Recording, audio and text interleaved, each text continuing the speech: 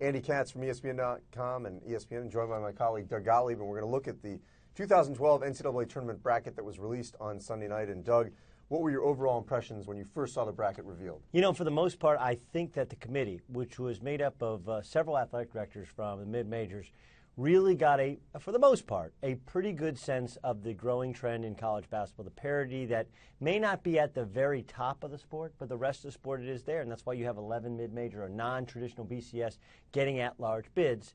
That said, you know, if I have a bone to pick, it would be that, you know, I don't like South Florida being in. This is not an anti-South Florida. It's just that they didn't beat anybody. I mean, really didn't beat anybody in the non-conference. Blown out by VCU, and granted, top two scorers didn't play.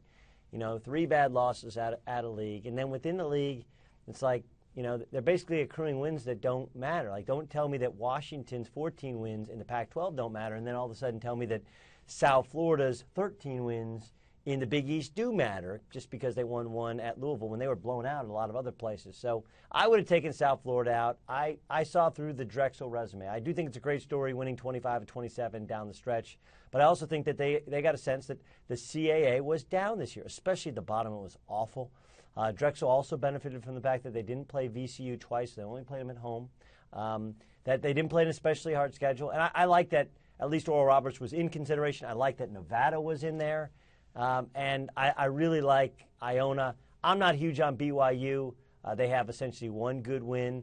But the fact that Northwestern wasn't really close, the fact that Mississippi State didn't feel all that close, and the fact that Washington definitely wasn't close, based on your information, I think is really, really interesting and telling that they got the trend. Hey, mid-majors, conference champion mid-majors, 25-plus wins. Those are good basketball teams worthy of being under consideration. I mean, we're going to have plenty of time throughout the course of the next couple of weeks to talk about those top seeds, and we'll break those down, obviously, region by region. But on a Sunday night, usually it's what happens on sort of the back part of the bracket. And what I found very interesting was, first of all, you had BYU and Iona as a 14 seed, and on a conference call Sunday night, they said that was the lowest at-large seed they've ever had, a 14, and that was in part because they always have to accommodate for BYU only being able to play on a Thursday, Saturday, can't go to a Friday, Sunday. So that ended up forcing BYU down a couple seed lines, and they took Iona with them.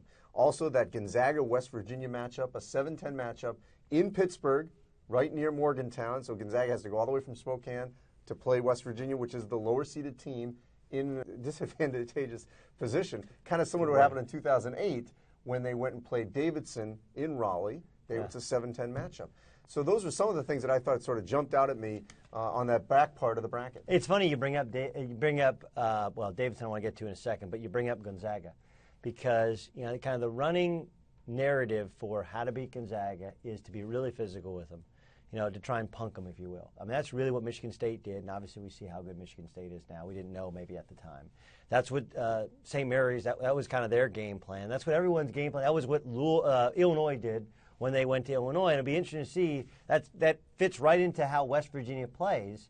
And, you know, you have Kalich's ability to score down low, and Kevin Jones obviously has had a fantastic season leading the Big East in scoring and rebounding, but they have their flaws, their decision-making flaws. And this is a Gonzaga team that is very skilled and has 2 freshman guards like Kevin Pangos who really come along.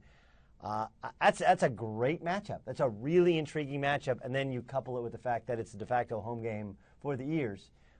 Makes it maybe even more enticing as a, hey, whoever wins this gets to play Ohio State. Prior to the bracket, we always are asked which non-Power 6 teams we think can maybe make a deep run. And in this particular bracket, there were a lot of matchups that almost make it impossible or implausible. Creighton having to play Alabama, and then they're in the same bracket as North Carolina. Kind of hard to sort of project Creighton forward. Murray State with a nice 6 seed, but they're right there with Missouri. Potentially it could be a dangerous game for them to try to advance if they even get that far. The VCU-Wichita State matchup is a great matchup between 2 teams that I think either one of us might have had further going down, but now only one of them can maybe advance further. What did you think of the way they set up some of these non-Power 6 teams, almost precluding them from maybe having deep runs? Well, I mean, look, it stinks. You know, they say they don't do that. They say they just listed seed by seed by seed, 1 to 68, and of course they're releasing the seeds.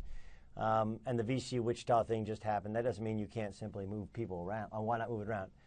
The only point that I think they'd be smart to make is that, all right, so VCU and Wichita State eliminate each other, and both are capable of going to the second weekend. But at least we know one will be advancing to the second round, and now they'll have the confidence of winning a game. I don't love it. I look at Belmont as a 14 seed, which I feel like is the most underseeded team in the whole thing. I look at Memphis as an 8 seed. 8 seeds are usually, and I guess maybe this is them, are usually reserved, for high major teams that like UConn is a classic 8-9, And I feel like, Memphis, they won 11 out of 12, like playing their best basketball, and their reward is they get Michigan State if they can survive Rick Majerus and St. Louis, and that's a really good. And then St. Louis and Memphis face each other. That's what you're saying. They kind of eliminate each other. But the more you try and predict who that Cinderella is going to be, the more you end up costing yourself your whole bracket.